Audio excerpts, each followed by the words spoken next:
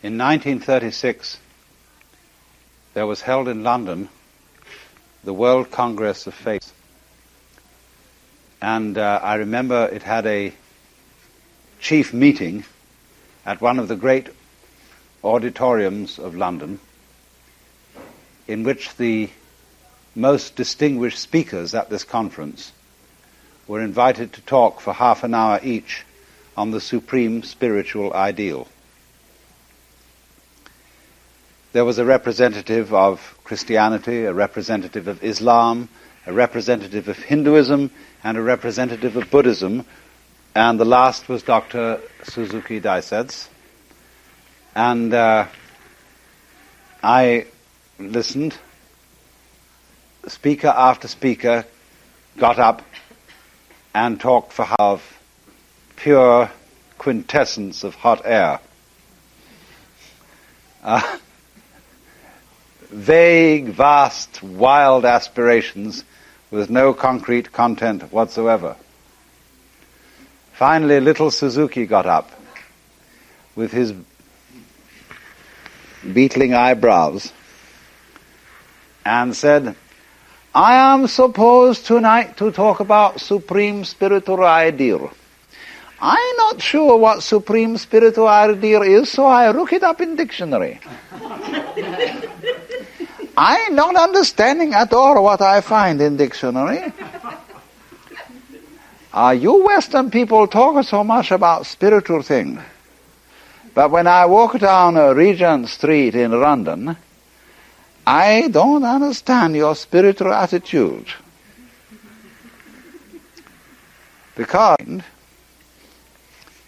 that we didn't seem to be able to get what we called the spiritual connected with the material. Because he couldn't say, what he was saying was, he couldn't understand spirituality apart from materiality. And so the rest of his talk, instead of being spent in vague generalities, was an extremely delightful description of his house and his garden in Japan, which I must say was a change from the rest of the orations. And it is, isn't it, a funny thing that when people talk about spiritual matters, when they preach and when they talk about religion, there's something about it that never quite comes through. It comes through. It isn't grounded. It stays in a watertight compartment all of its own, like religion for Sundays. It remains academic. And that's not because people who profess spiritual ideals would, as we say, fail to apply them. That's an ancient misunderstanding. You see, if you go to any church in the Western world and to many, many churches or temples in the Eastern world, what you will hear there as a content of the message boils down to this: my dear people, you ought to be good. You ought to love each other. You ought to love God, whatever that may be. And this is the way we should live. We are describing you the ideal life. And everybody knows that they're not going to do it. And it's not going to work out like that. It never did and it never has done. And so they preach it all the more strongly and say, come on now everybody, get with it. Do this thing, you ought to. And the preacher, to be modest, has also to say, I ought to, and I'm in just the same situation as all of you are, but I don't do it either. And so we all say how very sad it all is, and we ought to somehow do something or other to get the energy to bring the ideal into actualization. And so you may be perfectly sure how sad it all is, and we ought to somehow do something or other to get the energy to bring the ideal into actualization. And so you may be perfectly sure that the moment anybody talks about ideals, it's not going to happen. Because wherever there is this sense of saying to yourself, I should, or as St. Paul put it,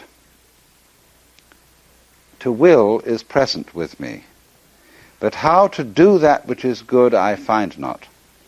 For the good that I would, that I do not, but the evil that I would not, that I do. And no truer words were ever said.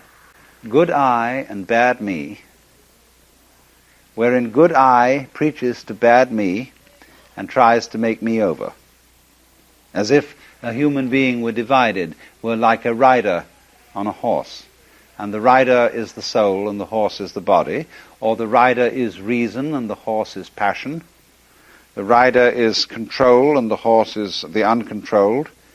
In other words, we've got the opposition of the ego allied with the superego, trying to ride the ego aligned with the id. And Freud's metaphors and Freud's construction of the sort of psychic anatomy of mankind is really derived from Plato, with the image of the soul riding the animal horse. Now, all this is a total failure because there is a secret connection, as it were a sort of backstairs, between good I and bad me. Good I can look down at bad me and say, you oughtn't to be like that. But all the time, bad me is sending its energy up the backstairs to good I and motivating good I to go at bad me, but for the reasons of bad me. I ought to be better because then I could be more proud of myself. So, in this way, there is something about spirituality, self-conscious spirituality, all kinds of religion involving preaching and moralizing and talking to oneself in a split and divided way, good I against bad me, that is rising, and talking to oneself in a split and divided way, good I against bad me, that is profoundly phony. And I think this was what Suzuki was getting at by his suddenly ceasing to talk about anything spiritual and talking only about his house and his garden. Because that has been one of the main streams of Buddhist way of life as it has come to this country, Japan, from China, to be what one might call the religion of non-religion.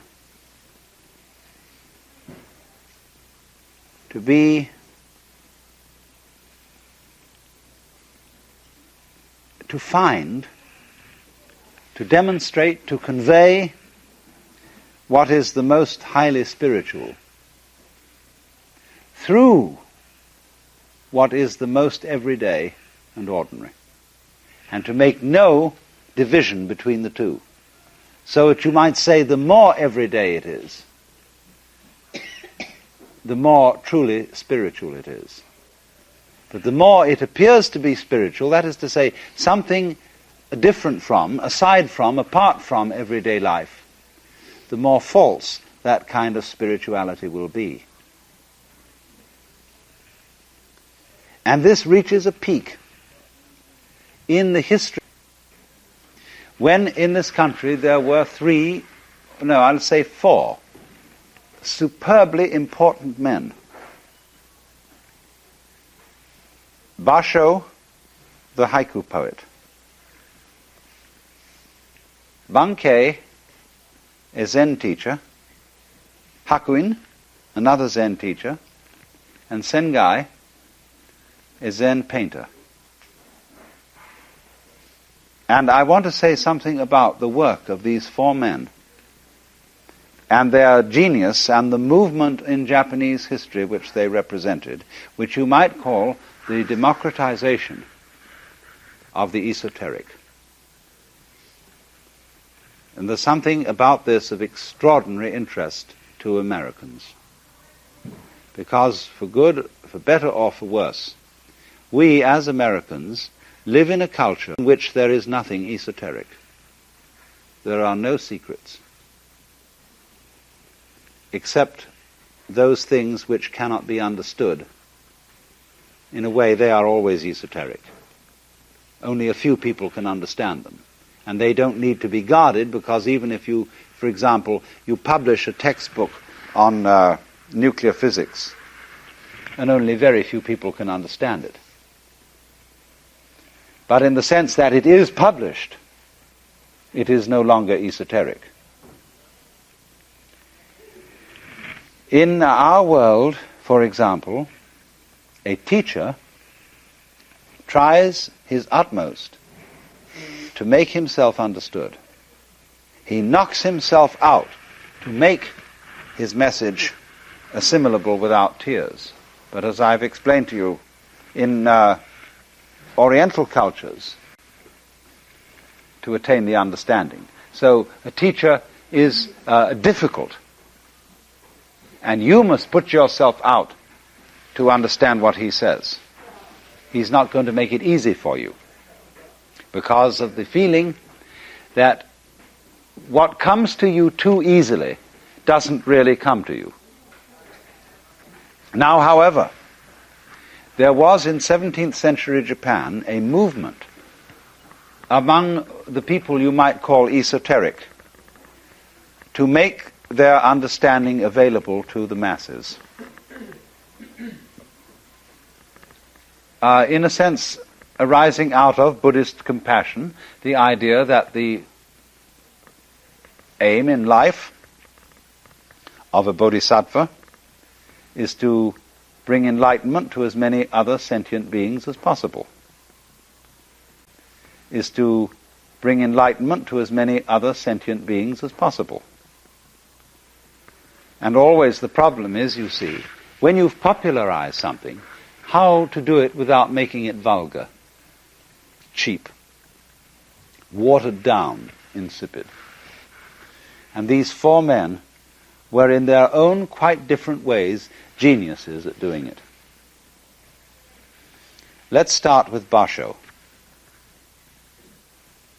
Basho didn't invent haiku poetry, but he brought it to a certain degree of development whereby it was possible for ordinary people who were not very literate to become poets.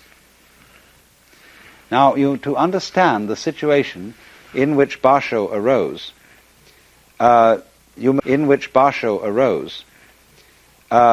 you must realize that Japanese poetry grows on the tree of Chinese tradition, and that by the 17th century, Chinese poetry was as difficult to follow as, say, T.S. Eliot is today. Now, to understand T.S. Eliot's poems, the Four Quartets, you have to know an enormous amount of world literature and some very, very obscure books. Because T.S. Eliot's Four Quartets is a complex texture of allusions to other works. And you have to know what these other works are in order to get the point. Brought this to a high degree of perfection, so that you see poets were writing only for other poets. They weren't getting anything across to people who just, as it were, spoke everyday language. And so the development, this happened also in Japan. If you read, say, a novel like The Tale of Genji, and read all about the light-footed amours of those very, very cultivated people, and with their little poems and things, the subtle kinds of illusion they had, and also when tea ceremony became over-refined, there were suggestions in the shade of a cup which was intended to remind you of something. A complicated set of associations which the master planned, and you were supposed to get the point. And so people indulged in all kinds of fantastic one-upmanship in seeing who did or didn't recognize the subtle chains of association, which recognition of which depended upon a great deal of learning. Well, you see what that is? That's a very elaborate game. And the intent and the object of the game is not really delight, but seeing who can out-associate whom. So these 17th century masters rebelled against all that kind of thing. And they wanted tea and poetry and painting and Zen to be appreciated for itself and to be appreciated. So Basho said, in order to write haiku, you should be taught by a child 3 feet high. Because a statement which such a child would make would be a poem. And a profound poem, to the degree, and especially to the degree, that what the child said was a simple image and had in it no kind of philosophizing, but was just that vivid statement which children do.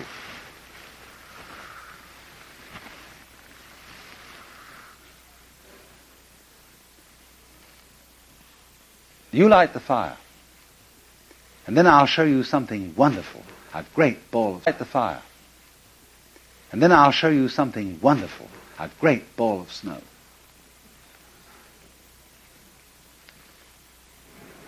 That's a haiku poem.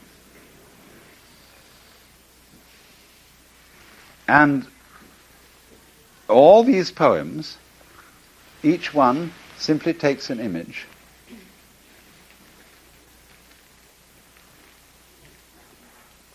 and says no more.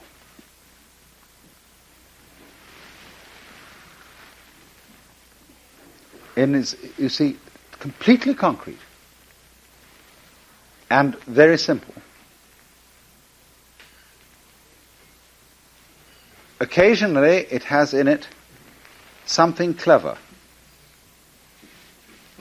as in, say, a haiku like, the sea darkens, the voices of the wild, the sea darkens, the voices of the wild duck are faintly white. But again, there is nothing, or let me give another example of a clever haiku. A brushwood gate, and for a lock, this snail.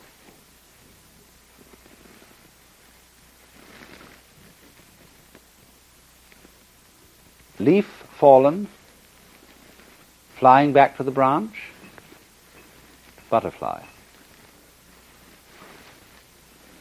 You see, there's something a little bit clever about those ones, and for that very reason, they are not the best kind of haiku.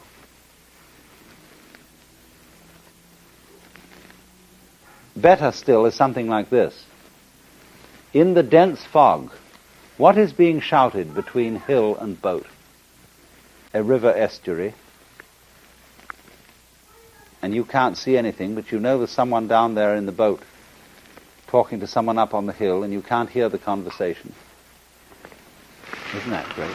Something, you can't quite put your finger on. The quality which in Japanese aesthetics is called yugen. Yugen, made up of two Chinese characters, both of which mean the dark, the deep, and the mysterious. But yugen is not like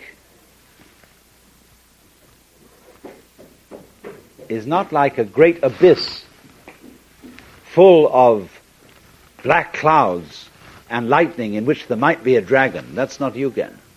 Yugen is the subtly mysterious, and is described by the poet Seami as to wander on and on in a great forest without thought of return, to watch flying geese appear and be hidden in the clouds, to watch distant fishing boats on the ocean disappear behind islands. Now what in all these images is the connecting link? The connecting link, you see, I talk about it, but what else am I to do?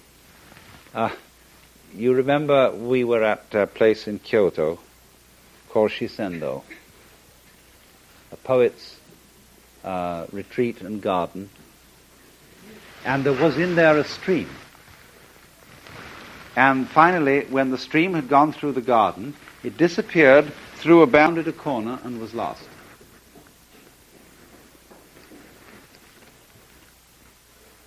Not knowing where that stream goes, never following it, but having somehow the inner feeling of it goes on to somewhere else. This is yugen. Or in so many of the beautiful gardens, I was looking at the gardens in one of the temples in Daitokuji the other day, and the lovely thing about them is they never conclusively end. There is always a little gate giving you a vista on to somewhere else. And if you systematically would explore the whole thing and know all about it, you would miss the feeling of yugen. But so long as you don't, and you let there be the suggestion that there is a path, and you let there be the suggestion that there is a pathway going out somewhere else to something beyond, you get this sense of yugen. Now, this sense of yugen is therefore involved with a kind of imperfection, not finishing things. So, in haiku poetry, we would feel, with haiku from a Western standpoint, that these poems are unfinished. They are simply titles. They are simply first lines of something that should go on to elaborate and express everything. But in this kind of artistry, one doesn't express everything. One leaves the best part unsaid.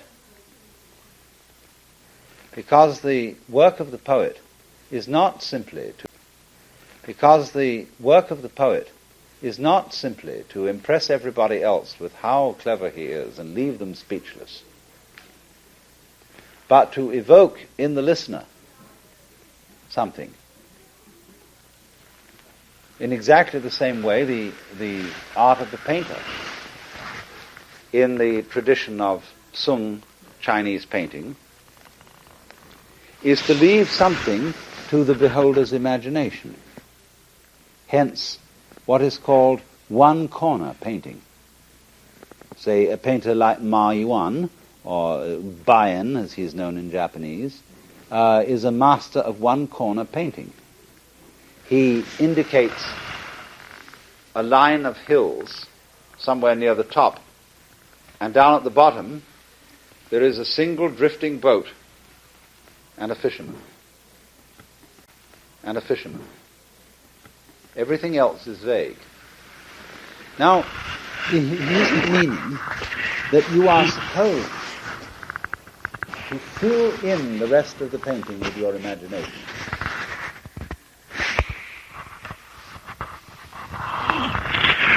In other words, you don't sit there and imagine trees and huts and boats and mountains against the blank background. That's not the point. Any more than when you look at a path disappearing among the trees, that you sit there and think out what kind of scene it might lead to. The point is rather that the disappearing path, the disappearing stream, the blank in the painting, contains simply the suggestion of possibilities. And so, in the same way, the associations which haiku evoke. One that's sort of in this mood. This is all there is. The path comes to an end in the parsley.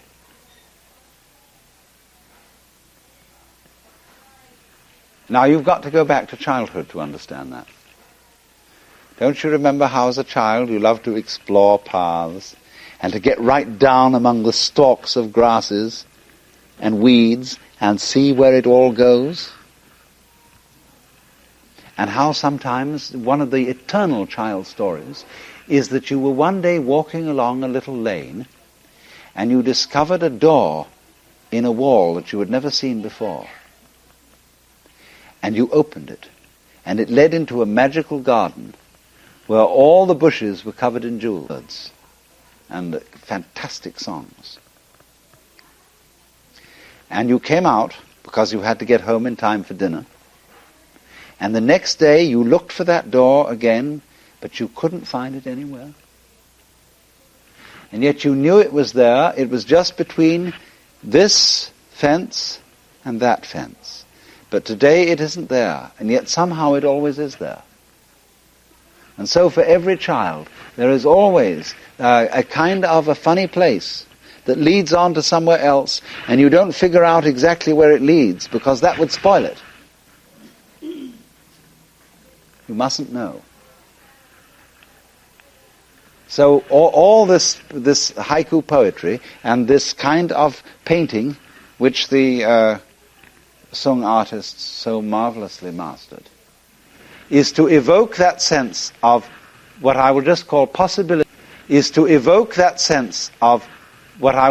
possibility, or potentiality, without actually filling in any details. And that's real magic. It's done in another way by writers working in a completely different dimension. People like, say, Edgar Allan Poe and Arthur Machen were masters of it, in evoking a sense of extreme horror. When you want to give people the real heebie-jeebies, never be specific. Just as Poe in that story, The Pit and the Pendulum, it doesn't specify at all what was in the pit, but nevertheless gets away with leaving you with the sense that it was something unutterably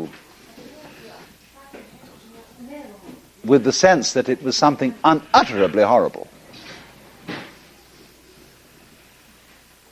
This is the way in which to suggest the abysmally evil, and it's likewise the way to suggest the ineffably beautiful. Don't fill in the details.